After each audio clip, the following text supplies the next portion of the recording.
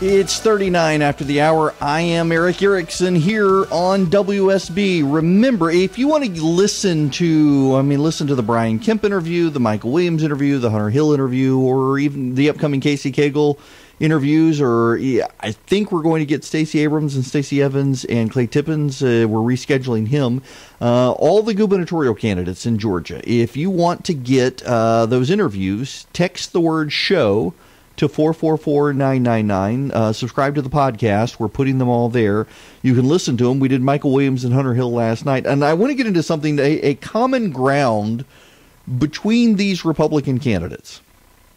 Michael Williams made a really good point last night. He can tell me that New Jersey and Illinois combined are offering about $7 billion in incentives to attract Amazon. I mean, Illinois essentially is offering a negative tax rate. They will pay Amazon, and Illinois is a bankrupt state or on the verge of bankruptcy. Illinois is willing to pay Amazon. They will not make money off the deal. They think Amazon coming to the state is a prestige thing. It'll bring jobs. It'll bring new people to shake down for tax money. So Illinois is willing to do it. New Jersey is willing to do it. Nobody knows what Georgia is willing to do because Georgia has transparency laws. Or lack of transparency laws. We have no idea what the economic development team in Georgia is offering. We believe it's a couple $2 billion in economic incentives. But there's no transparency here.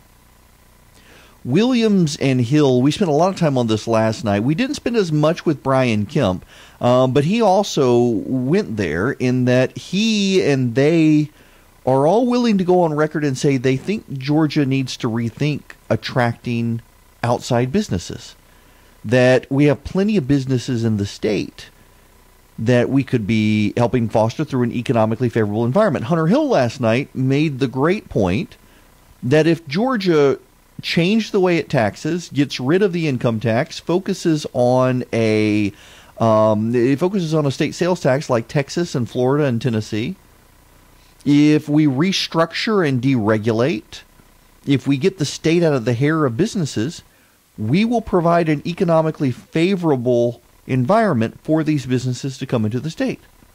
There really isn't a disagreement between these three candidates, and I find that interesting and because it is the Republican leadership in the state that is lined up behind trying to attract Amazon. I think it's a bad idea. You know, Hunter Hill pointed out last night that you've got massive infrastructure issues in Atlanta. If we bring in, Bank of America Plaza in Atlanta, you all know the building. It's the tallest building on the skyline. It is the tallest building in the Southeast. It's one of the tallest buildings in the nation. The amount of real estate Amazon is asking for in Atlanta or wherever they go is equal to 9 of those Bank of America plazas. 9 of them. They want that much real estate in a centralized place. The water infrastructure, the travel infrastructure, on and on and on it goes. The vast array of infrastructure needed to pull that off in Atlanta. We don't have enough space in the city. We need to rethink transportation. I mean, Hunter and Michael both made great points on transparency and on this infrastructure deal, and that Amazon coming to the state actually could be crippling to our economy because of the amount of money we would have to suddenly raise quickly, probably through a tax increase, by the way, that they would oppose, to build new bridges and new roads and build new infrastructure and water infrastructure in the city of Atlanta, wherever they go. Michael Williams made such a good point last night on the transparency issue, though. We don't know whether our state economic development team is being responsible with our money. We have no way of knowing what they've offered Amazon. We know that the governor wants to get the legislature to come in and do even more if Amazon narrows it down to the top 3 or top 5. He would want even more money and more incentives going to Amazon. And meanwhile, it changes our infrastructure, it raises costs, it changes our culture.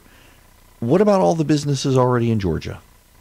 What about the medium-sized businesses that could be big businesses? What about all those? We haven't created an economically favorable climate for any of these businesses. In fact, Michael Williams told an amazing story from a business up in Forsyth County. last night related to this. We'll get there, but first let's go check traffic with Doug Turnbull. And it's nothing like it was this morning, but certainly icky out there. Yeah, that's a broadcast term. At 544 WSB, trouble in the second left lane. Still need a hero, please. 285 south, right at Highway 78 on the inner loop, exit 39. Delays on and off from Ashford Dunwoody Road. On the outer loop, 285 westbound, you begin jamming really after Roswell Road. Traffic to Jonas Dad takes 35 slow minutes from I-75 exit 20 just down to I-20 exit 10. And that's because of those delays I-20 in both directions. That eastbound crash, Fulton Industrial, Eric.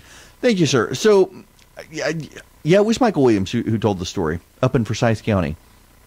Had a business up there, a small business, and the husband owns a distillery.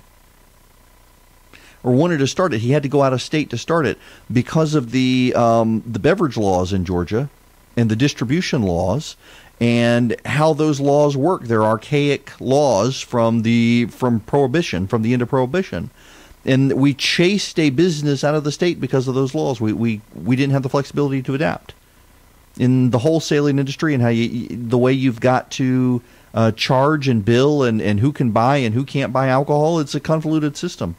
Hunter Hill spent a lot of time on a similar situation of streamlining these regulations and bringing them into the 21st century. And it was a unanimous thing between Brian Kemp and Michael Williams and Hunter Hill that the state's got to change the way it attracts business.